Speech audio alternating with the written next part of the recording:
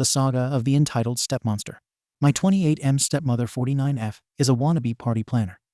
She has taken it upon herself to plan and host every party and holiday my dad's family has thrown since she married him. I never loved those occasions growing up. She's controlling and gets upset if people complain about anything. But I humored her for my dad's sake.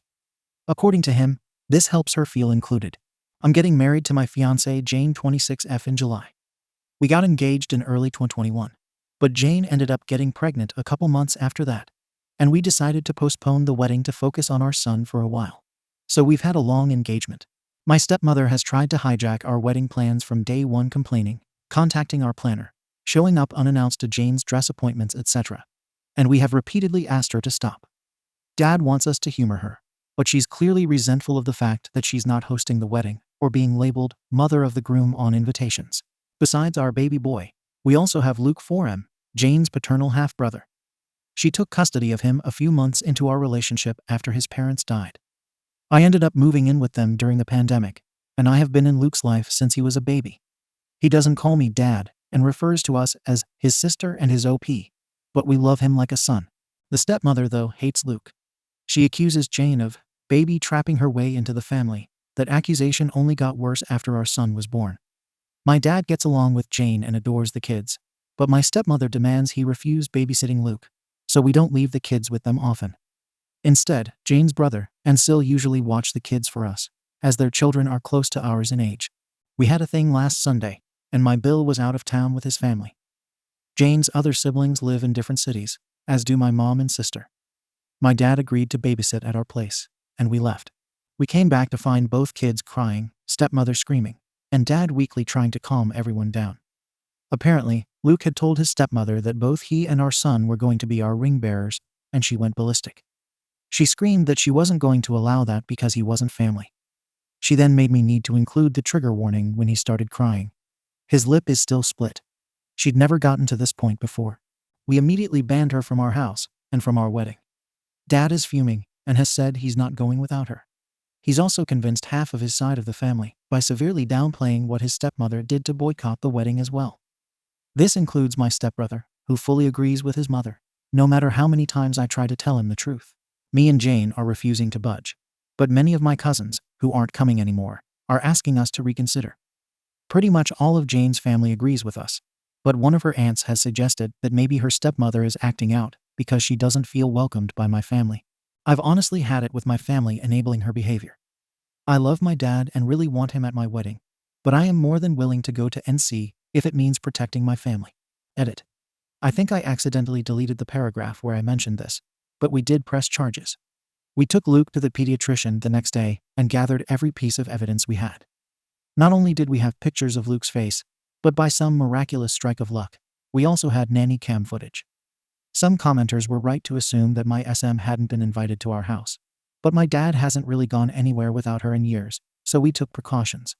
We didn't expect her to actually do anything this awful, but we've never trusted her with the kids. The physical attack happened off camera, but there is some footage of her screaming and Luke crying before and after the event. She now has a child abuse charge on her rap sheet. We wouldn't let her get away with this. Edit 2. There is a lot of additional information I want to add. I'll try to respond to at least some of the comments. I did not expect the amount I've gotten so far, but all I'll add for now is that Luke is okay. The visit to the pediatrician happened the day after. He already had a counselor. Jane was pretty traumatized when her dad and stepmom died, and was worried it would rub off on him and will continue treatment. We've been hugging and pampering him a little more than usual too. He's still upset, but he's already doing much better. Update. 5 days later. I want to thank everybody who took the time to read and/or comment on my previous post. It's been a tough week, but it's always great to know that people care. I haven't been able to reply to every comment, but I will try to address some in this update. This might get a little long. I'll start off by saying that me and Jane are going to NC with my dad and SM. We haven't really spoken to either of them since the incident, and I don't plan on being the one to reach out. Any communication between us is being handled by my younger sister. She's completely on our side, but will remain in low contact for the time being. I've decided to adopt Jane's way of dealing with people she cares about. Forgive what's apologized for, but never forget. Basically, if Dad or SM ever truly understand what they did wrong and sincerely apologize, we're willing to forgive them, even if begrudgingly so. but we will never ignore or let them forget what they did to our family. And for the time being, neither of them will be allowed near Luke, our baby, or any other kids we may have in the future, even if we do forgive them. As for the rest of my family, I read a lot of comments suggesting that I post pictures of Luke's face as well as the nanny cam footage. I'm not very active on social media, but even if I was, I'm not comfortable exposing my injured preschooler like that, especially given that nothing on the internet ever truly goes away. I also decided not to share the pictures with my family unless truly necessary. I should probably mention that while my family adores my dad, most of them aren't very fond of SM. She had 2 failed marriages prior to meeting my father, the first of which resulted in my stepbrother, and he cheated on his then girlfriend to be with her. My family loved that girlfriend and disliked SM right away. Not only has she been controlling and manipulative since the beginning, she's also tried to force her way into the family matriarch role by any means possible. Taking over planning duties for every family event was her favorite way to do it, because of all the attention and compliments that come with it. The main reason why I hated these parties growing up was because she'd always find a way to make everything about her, including Christmas, mine, and my sister's birthdays. The rest of the family felt neutral about it, but they never liked her. With Luke, it was different. Most of my relatives didn't meet him until COVID restrictions got looser, and by then he was 2 years old. He's a bright and genuinely lovable kid, and there weren't really any other small children in the family, so everyone immediately started cooing over him. The way I see it, SM got upset that Jane and Luke were accepted by my family so easily compared to her experience, and that's why she resents them both. But I can't confirm that. She was also mad that, aside from not being the planner, she would have absolutely no involvement in the wedding party. She tried to pressure us into letting her officiate. One of Jane's best friends was offered that role a year ago. Making stepbrother my best man, he wasn't interested, and I'd already gotten my best friend, or asking her sister's daughter to be our flower girl. We'd promised Jane's 3-year-old niece, and also her sister's daughter is 15 and doesn't know us. She also tried to convince us to let my dad walk Jane down the aisle since her father's gone. But her eldest brother, the Bill I mentioned in the first post, had already been enlisted. SM was disappointed that my family wasn't as involved in the wedding as Jane's and kept making comments about how that would never happen if we put her in charge. All of that being said, there is nothing that can excuse being that awful to a child, especially if it really is the petty jealousy that I suspect. Because I haven't spoken with my father, my sister has been keeping me updated on what he's been up to. As I found out through her, the story my dad and SM told the rest of the family completely erases Luke's injury and the abuse charges. It insinuates that me and Jane banned them because we got annoyed with SM and decided to take it out on my dad as well. Because most people already disliked SM, explaining what actually happened that night wasn't hard, and most of the relatives that I actually wanted at the wedding have apologized and are berating my dad as well. The people who didn't believe us, as well as those who said we overreacted, have been told they are not welcome in our home anymore. Those are mostly people from my dad's generation, so I can't say I'm surprised. But the realization that they are so biased that they're willing to protect a woman they hate after she hurt a child just to make my dad happy has reassured me that I don't need any of them in my life. The stepbrother is still in denial. He refuses to believe his mother could hurt a child, even with all the evidence we have. I have to admit I understand. I love my mom too, but that doesn't mean I'd excuse his obliviousness, so he's banned too. It sucks because we were close growing up, but I don't regret it. Besides, Jane has 3 other siblings besides Luke the older Bill, a twin brother, and a younger sister, and I'm closer to them than I ever was to him. Speaking of Jane's family, they're all furious over what happened and have been extremely supportive of us. Jane's maternal family basically adopted Luke after she got custody of him and has called frequently to make sure he's okay. We did manage to save some money with everybody we uninvited, and we have decided to use it to help Jane's cousin. She lives in a different country and was previously unable to come to the wedding, so we're paying for her plane ticket. Luke has gotten much better and is almost completely back to being the sunny child he's always been. The split lip was shallow. It's healing slowly, but it didn't require any stitches. We sat him down a few days ago and explained that my dad and stepmother wouldn't be around anymore. He really liked my dad, but understood that he and SM were attached at the hip. He's clearly scared of her, but we're doing our best to make him feel safe. Me and Jane have reassured him that he is family, we love him, and no one will ever change that. I'm not too worried about Dad or SM trying to show up at the wedding, but we've alerted the venue and given them pictures just in case they try anything. Better safe than sorry. Some people brought attention to the fact that SM is a hypocrite for saying Luke isn't family. I agree for obvious reasons.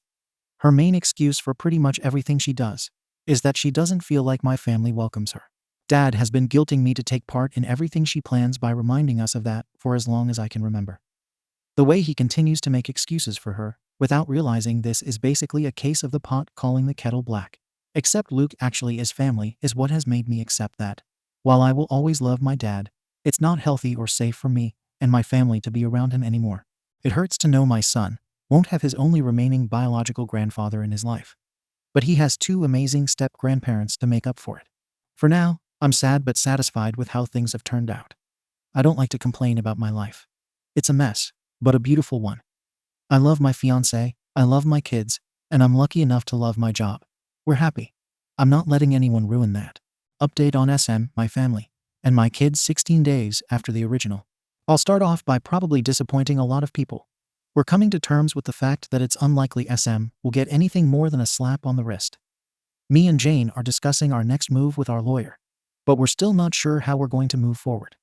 It's too early to tell anyway, so we're trying not to get ahead of ourselves any more than we already have. However, I'm relieved to announce that we're getting started on the process for a restraining order against SM. We're using the same evidence we gathered the week following the incident, including the nanny cam footage and pictures of Luke, and we'll focus on that for the time being. I still haven't spoken to my father. My sister is still in LC, but is seriously considering cutting ties with him. Because my sister is the only one on my side who still talks to him, my father keeps trying to ask her about me and whether I've calmed down yet. According to her, he's annoyed that half of his family refuses to talk to him, but still doesn't seem to accept why.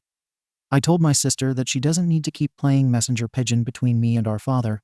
I never asked her to do it, and it's clearly taking a toll on her.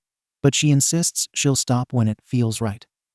By the way, there is absolutely no doubt whether SM attacked Luke. Not only did Luke say it the moment we got home, but that was also confirmed by my father in a failed attempt to defend her behavior. He never tried to hide it from us. That and the fact that he gave Luke an ice bag is literally the only positive thing I can say about his actions. And SM was too busy screaming about how much of a whining brat Luke was being to deny it. To those who guessed SM is younger than my dad, you get an invisible cookie. She's also 5 years younger than his previous girlfriend. They got together when I was around 15. Also, my stepbrother is only a month older than me. She turns 50 later this year. I had him at 21, and he married his father a year later. Both our kids are doing mostly okay. Luke's back to running around the house in his Superman costume whenever he doesn't have anything better to do. He did have a few nightmares this past week and has asked to sleep on our bed twice. We don't mention my father around him, and he's still seeing his counselor. Our 14-month-old son has learned 2 new words, hi and bye, and Luke is trying to teach him to say his name. Jane's sister, who moved away for college, is coming over for a couple days to celebrate her 21st birthday later this month. Luke's excited to see her, and Jane's excited to get drunk with her. I can't say I blame her. We're hoping her presence will cheer us all up. I'm not doing so well, and neither is Jane.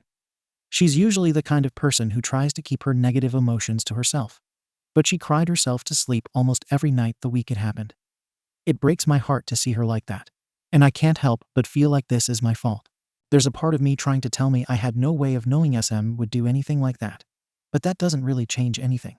I allowed my father to be near my kids unsupervised, even though I knew she'd probably tag along. This is the guiltiest I've ever felt, and I don't think I'll ever forgive myself. Jane has been improving lately and is trying to convince me to see a therapist. I've never really done that before, apart from seeing a psychiatrist when I was younger, but now feels like a good time to give it a try. I was surprised by a few messages this week from people telling me to forgive my father and SM, as well as re-invite them to the wedding. That's not happening. In fact, I'm not willing to ever forgive SM. My dad has now degraded to a huge maybe, but I will never understand or forget what she did. Also, though the wedding is the last thing on our minds right now, we're not postponing it. We considered rescheduling, but the date we'd settled on is pretty much the only one that works for our guests. We have passwords with all our vendors, and we gave them all clear instructions not to talk to anyone but us. Jane's family is bigger and closer to each other, which is why they're more involved in the wedding than mine. But I do have family participating. My sister is one of the bridesmaids, 2 of my cousins are groomsmen, and my mom is walking down the aisle with the wedding party. Going through all of this with Jane has made me understand even more just how much I love this woman. I couldn't ask for a better partner to start a family with. and I have no idea what I'd do without her. This didn't tear us apart, and I couldn't be more thankful. Update. I saw my father and SM for the first time since she attacked my child, 1 month after the original post. I didn't plan on updating again before the wedding, but something pretty huge happened. The good news is that we got the RO. The bad news is that I and Jane had to see both SM and my father at the court hearing. This was our first time seeing them since we kicked them out of our house over a month ago, and neither of us were looking forward to it. We left the kids with Jane's brother and Syl, so at least Luke didn't have to see them. The hearing itself went a lot quicker than I expected. I'll give credit where it's due. My father was, at the very least, smart enough to understand there was no way they were winning this. There was a lot of evidence against them. Not only did we have the nanny cam footage and Luke's pictures and medical record, but my sister had also gathered every text and email SM had sent her and the family about what happened. And SM hates speaking on the phone, so there were a lot of those. They didn't even bother to get an attorney for the hearing. The judge granted us a protection order against SM. She's not allowed within 500 feet of us or our property anymore. We're changing all our locks this week, and I'm thinking about changing my phone number as well. I have to admit, the moment we left the courthouse, it was the safest I'd felt since this whole ordeal started. Jane was close to tearing up with joy when we got to the car. We picked up the kids and went to McDonald's with Bill and his family to celebrate. Hours later, my father called me. The order doesn't extend to him, so he can still do that. Jane and the kids were in bed, so I answered. I didn't expect him to change his mind and apologize all of a sudden, but I decided to give him one last chance. He tried to start some awkward small talk, but I told him to get to the point. He asked me if the order was truly necessary. I stated very clearly that SM was never coming near Jane or my children again, and that I was glad I had an RO to formalize that. Every excuse he had for SM was pretty easy to shut down, but she only hit him once. Yep, and that's enough for me.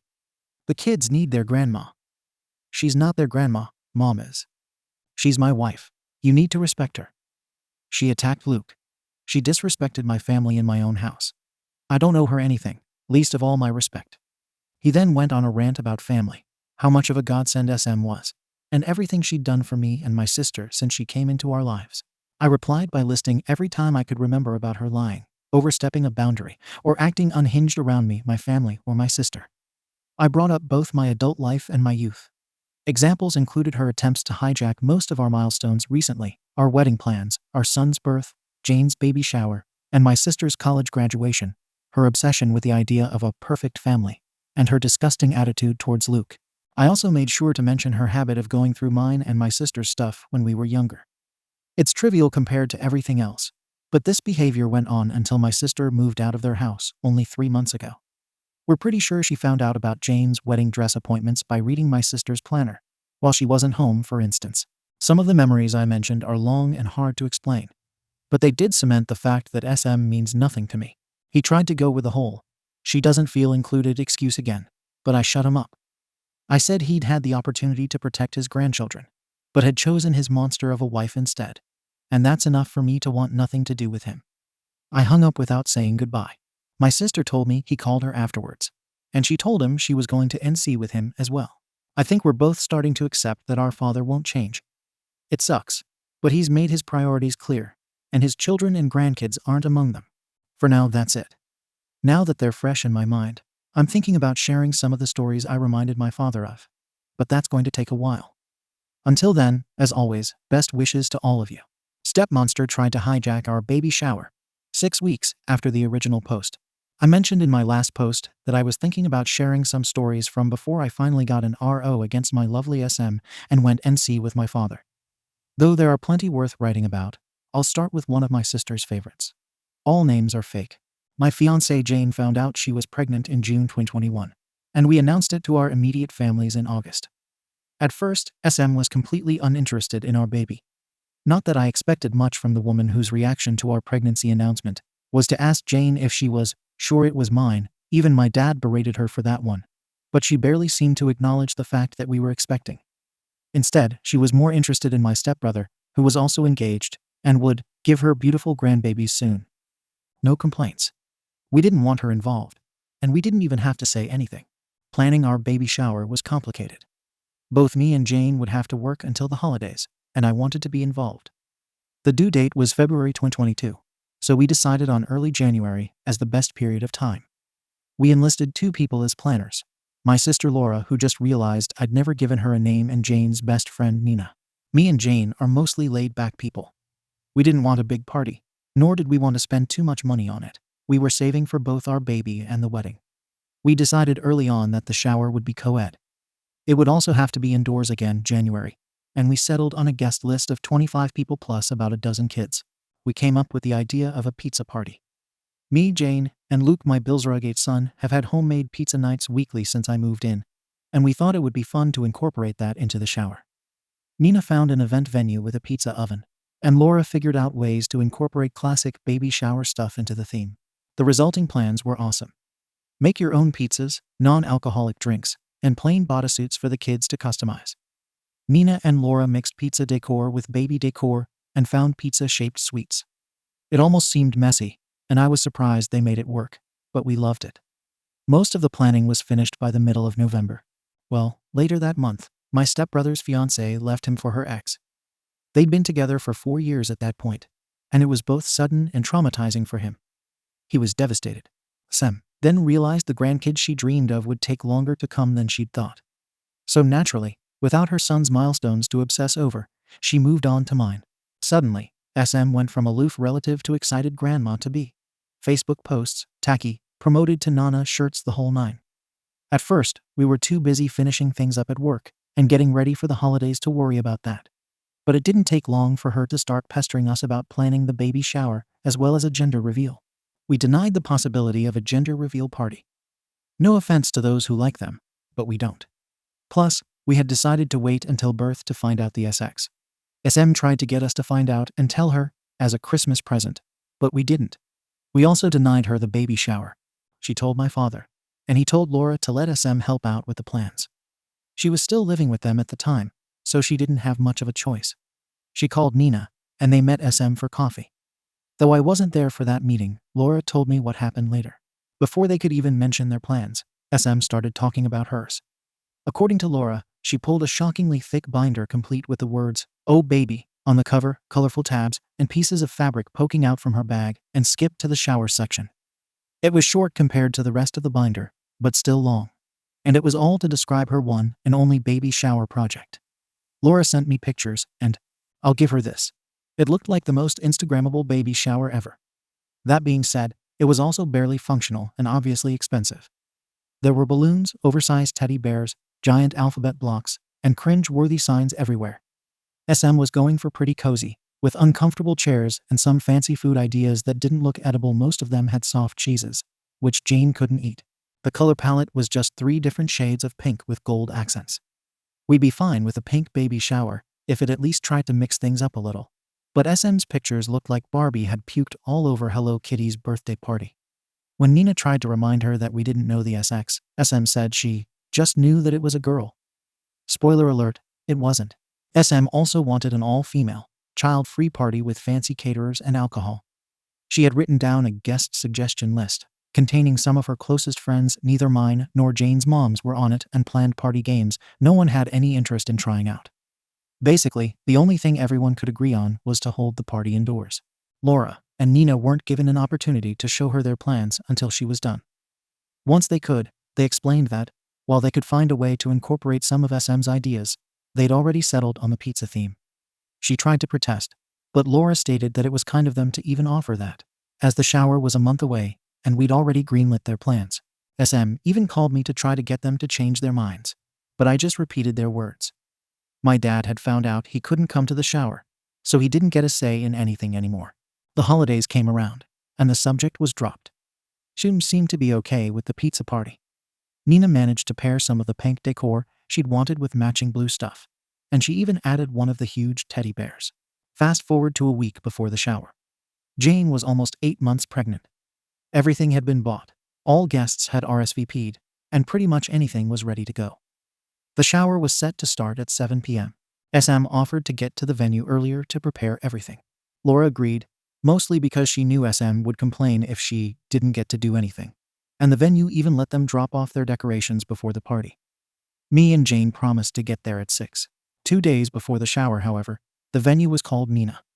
They told her that SM had stopped by to drop off large, heavy boxes of what she called a little surprise for us. She'd informed them that she planned on showing up at 3:30 p.m. to start setting it up. They were calling to reinforce that the venue was only booked past 4 p.m. since SM almost threw a tantrum when told that all of the decor was still at Nina's place, so she called Laura to check if they'd left anything with SM. Thankfully, my sister is both smart and used to this SHT, so she drove to the venue the next day and asked to see SM's boxes.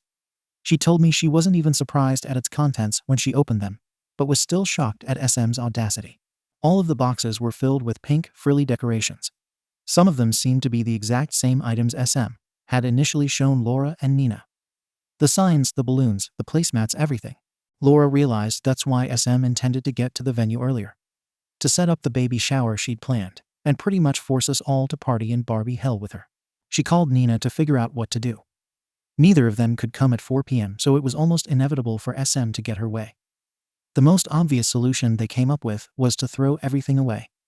But Laura had a better idea. That night, they called me and Jane. "Hey, want to destroy a party in 2 hours?" Laura got home and invited SM to go to a salon with her, lying about having coupons. SM agreed, and they planned on going right after SM was done preparing the baby shower. At 4 p.m. the next day, SM got to the venue. She was done setting things up by 5, I'll admit. The woman is fast and quickly left to meet Laura at the salon. Once they were together, Laura texted Nina that the coast was clear. At that, me, Jane, and Nina went to the venue. Sure enough, SM had prepared her party. To make this shorter, I won't describe it, but I will say it was so pink it almost gave Jane nausea. For the next 2 hours, Laura distracted SM at the salon, while the three of us quickly took down every piece of decor SM had put up and replaced it with the pizza party stuff. We set up the activities, made up the tables, and put every pink item we found back in SM's boxes. It was actually really fun. We were done only a few minutes before the shower started. A handful of guests arrived before SM did, so I barely saw her all night. Laura told me that when they got there, SM's jaw dropped as she tried to make sense of what had happened to all her pink decor. My sister just smiled, whispered "nice try" in her ear, and went to help Luke customize a bodysuit. Overall, the baby shower was everything we'd hoped for. Our friends were there, people had fun, and we had a ton of pizza. So I didn't really care that SM spent the whole party literally sulking in the corner. Nina did catch her trying to put little pink bows on top of the cupcakes, but she quickly shut that down. I give Laura and Nina full credit for saving the day. SM's interest in our baby quickly died after that. She stopped wearing her Nana shirts, didn't come to see us at the hospital when he was born, and refused to even acknowledge that he was a boy until she met him weeks later. Up until we went to NC, she was a very loose definition of the word grandmother. I couldn't be more grateful that my son will never know her. Edit. The baby shower was at 7 p.m. because it was the only time that worked for everyone. That included the venue, because it was booked for the morning, and we needed time to set things up. Luke was the only small child there. All the others were at least 9. Most of the parents there left early on too. Also, though it wasn't child-free, and we were prepared for everyone we'd invited, not everyone on the guest list was able to come. Update. Stepmonster tried to kidnap me and my sister for Christmas, 3 months after the original post. This happened in 2009, when I was 15 and my sister was 11. I honestly don't remember it well. I had to call my mother to fill me in on some details, and it helped a little. My parents got divorced when I was 10. My mother got primary custody, but we stayed with my father for about 3 days a week, sometimes more. They took turns celebrating the holidays with us. We'd spend them with one parent in 1 year, and with the other one the next. In March 2009, my father and his then-girlfriend, Molly, broke up after he confessed to cheating with a woman, who eventually became SM. Years later, I found out that the affair had been going on for almost 2 years by the time he told Molly. He introduced SM to us in May on my birthday, actually, and they almost immediately announced their engagement. From that moment on, she started trying to force us all to be a happy blended family, which usually meant forcing us to do everything she or sometimes my stepbrother wanted, and pretending my mom wasn't in the picture. SM and my dad started pushing her to leave us with them, a lot more often than my parents had previously agreed, but she thankfully wouldn't budge. We started getting ready for the holidays in November, and SM started talking about a ski resort hotel. I don't know. It was 14 years ago that she wanted to visit with us. It was a 3-hour car drive from where we lived, and was clearly more suited for couples, younger children, or the elderly. Neither me nor my sister actually wanted to go, But before we could say that, SM asked us when we'd be done with school so that she could book it for a 2-week trip during our winter break. I was happy to be the one to break it to her. We'd spent Christmas and New Year's Day with my father and Molly the year before, so it was my mom's turn to have us. My father and SM called my mother dozens of times to try to convince her to let them take us, insisting that SM was excited to spend Christmas with us and that the previous year's holidays didn't count because we'd spent them with Molly. My mom said no, as she'd already made plans, and the subject was dropped for a few weeks. Then, on our last day of school before winter break, SM picked me and my sister up from our schools. That was fine. We were supposed to spend a couple days with my father before the holidays. What wasn't fine was that the moment we got into her car, SM said, "We're going to the ski resort. Surprise." She proceeded to tell us that they'd already packed our bags for us, and Dad would meet us there. I asked if my mom knew about this, and she said, "Sure," but I knew that was a lie. I also didn't believe her when she said we'd only be there for a couple of days and would be back before Christmas. I figured they'd booked the 2-week stay they wanted and would probably guilt trip us both into staying once their couple of days were up. I was terrified. I didn't have a phone. My mom thought I was still too young to have one. I didn't trust SM, and I could see my sister was even more scared. I told SM we didn't want to go. She said, "Fine. Let's just pick the stepbrother up from school." We picked him up from school. SM said, "Okay, now let's go to the resort." I said again that we didn't want to go. She said, "Fine. Let's just find a gas station and fill up." That pattern repeated itself about 6 times over the next hour. Every time I said we didn't want to go, SM would make up an excuse and pretend to forget my plea. As we were about to leave town, my dad called SM. I heard them fight for a few minutes about something, and then she hung up. Her stepbrother asked her what happened, but she didn't answer. Then she said, "I'm taking you kids to your mom's." She turned the car around and took us home. When we got there, my mom pulled us out of the car and screamed at SM to leave, which she did. My mom was hugging us and bawling as if she hadn't seen us in years. She didn't tell me the full story until a few days later. Basically, my mom called my dad in panic because he'd never told her we'd gotten home, which he always did whenever he picked us up from school. He was hoping she wouldn't call until we were already at the resort. My father knew that lying would do more harm than good, so he told her their plans. He tried to spin it around as something my sister wanted, but my mother didn't buy it. She told him that if SM didn't take us back to her place, she'd call the police. My father and SM took my stepbrother to the resort. A few months later, they bragged about all the fun they had and all the things me and my sister had missed. My stepbrother later confided in me that he actually hated it. He barely saw his mom while they were there, and he spent Christmas mostly alone in their room. SM called us both selfish for trying to ruin their holidays. My sister actually felt guilty for a while, and I had to reassure her. My mom didn't call the cops or press charges. At the time, she didn't know if what SM did would qualify as a crime or if it'd actually help. She also feared that would ruin our relationship with my father, with whom she was still trying to stay on amicable terms. Years later, she told me she regretted not calling anyone. And that's the story of how I got my first phone. For some reason, I really hate this story. So much that I avoid talking about it. This text was actually on my drafts for almost a week. It's far from the worst thing SM has ever done, but it still pisses me off. I admit that writing it all down did help a little though. Update. Stepmonster is gone, and I think it's for good 4 months after the original post. After being engaged for over 2 years, me and Jane finally got married last Saturday. We're still getting used to calling each other husband and wife, but we'll get there. Hopefully. The wedding was awesome. The kids had fun, our extended families finally met, and we danced so much I could barely stand the next day. Luke took his ring bearer duties seriously and held my son's hand as they walked down the aisle. Besides my aunt getting SHT-faced and being let out on a wheelchair, which I already thought would happen anyway, everything went according to plan. It's been 4 months since we got the RO against SM. Things have been mostly quiet, and I wouldn't have it any other way. Except for being completely quiet, we can't always get what we want. I never really worried about SM showing up at the wedding, especially after the RO. It's literally illegal for her to come close to us, and we made it very clear that if she tried, we'd call the cops right away. My friends still warned me to take safety measures, most of which I did. SM didn't show up, of course, but I'm a strong believer that any money spent on security is well spent, so no regrets on that end. My stepbrother and I wished each other happy birthdays, and he also texted Jane on hers back in June. That's the only contact we've had during these months. He knows that the door is still open if he wants to apologize. My dad has given up on trying to reach me. We haven't spoken since April. He's still trying to talk to my sister for some reason, but she's ignoring him. A few days after she went to NC with him, they had a huge fight over the phone about SM's treatment of us over the years. Insults were thrown, sore subjects were brought up, and most importantly, my father took SM's side on almost everything. My sister called me crying afterwards. I wanted to call him and yell at him, but she told me not to. She's doing okay now. She hasn't blocked him, but she doesn't take his calls or answer his texts. She's only gotten 3.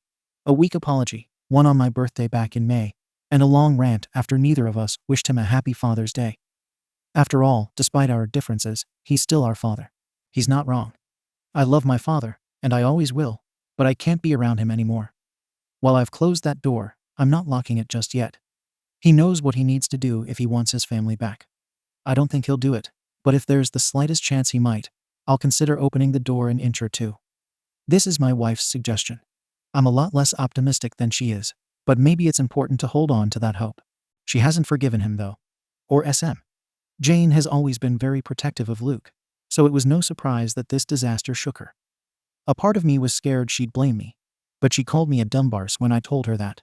I've been in therapy for a few months, and it's helped a lot more than I thought it would. I've realized SM's behavior around me growing up was a lot worse than I always thought, and it's great to finally be able to get my feelings off my chest. Right now, I'm more than happy. I just married the most amazing woman ever, and I have the family I always dreamed of. None of us are perfect, but I never thought life would be this great for me. I'll stick around Reddit is a lot more than I expected, but I can sleep peacefully now, so it's safe to say this will be my last update on this. Thank you all for the kindness and advice you gave me these months. I could have never expected the support I got from you guys, and I can't begin to describe how helpful it was. Seriously, thank you all. Edit. Okay, I updated too soon. I didn't want to write another post, so I'll just add this here. My stepbrother called me earlier today. Apparently, he and SM had a fight, and he wants to meet up. I agreed, as long as it was just the two of us. We're meeting up for coffee on Wednesday. I have no idea what to expect, but even if he does apologize, I need to know he understands how and why he let us down. Edit 2. I rescheduled the meetup. With me and Jane leaving for our honeymoon on Friday, I decided that no matter the outcome of my conversation with SB, I didn't want to spend the whole trip thinking about it. He understood, and we're going to talk when I'm back. Final update on Stepmonster and Stepbrother. 9 months after the original post. Hey guys. I've been away from Reddit for a few months due to some stuff at work. But a lot of people have been messaging me about my stepbrother, so I want to give you a small update. I've been busy and tired these days, so I might gloss over some details. Feel free to ask me anything. I first met my stepbrother for coffee back in August. He'd had a fight with SM, and the RO was brought up. She'd lied to him about some details, accusing Luke of picking on my baby, bad-mouthing Jane, and more. But this time, he managed to force her to tell him the truth. My stepbrother started to reevaluate his relationship with his mother. After talking to his therapist and his friends about it, as well as the way she'd raised him, he finally accepted that I wasn't exaggerating about what she did to Luke. He wanted to talk to me back in June, but didn't want to distract me and Jane from the wedding. Me and my stepbrother spent the last 4 months working on rebuilding our relationship. We've been meeting for coffee or lunch and discussing his mother and what she did to our lives and my kids. Jane started joining us in October, and the kids saw him again for the first time 2 weeks ago. Things were awkward between us for a while, but we're good now. He's also making amends with my sister. In early November, he completely cut contact with SM. Jane and the kids are doing amazing. Luke turned 5 in September, and our baby will be 2 holy crap in early February. We're spending the holidays with Jane's family in Brazil, while my stepbrother stays with his girlfriend. Things are great. That's all. I'm signing off for now. I'll let you know if anything happens. Happy holidays, everyone. Best wishes to all of you. Comments. Wime Wenting 673. It's great to see that you and your stepbrother are speaking again. Honestly, this was a sad story at first, but it's definitely worth looking up.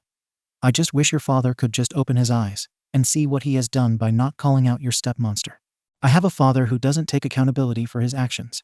I doubt he ever will, so I will be making no contact once I finally move, so I know the feeling. But keeping your kids safe is the main priority. Your father will one day realize that he has no one apart from that witch, and he will have to make that decision one day. But for now, you're in a safe place, So just enjoy your life with your family that cares for you. OP, thank you. Yeah, I think I've lost faith in my father. We haven't heard from him since April, nor do I plan on reaching out. Thank you for watching the video. If you are interested in listening to these kinds of stories, we've got more in store for you. Simply subscribe to our channel, hit the like button, and share it with your friends.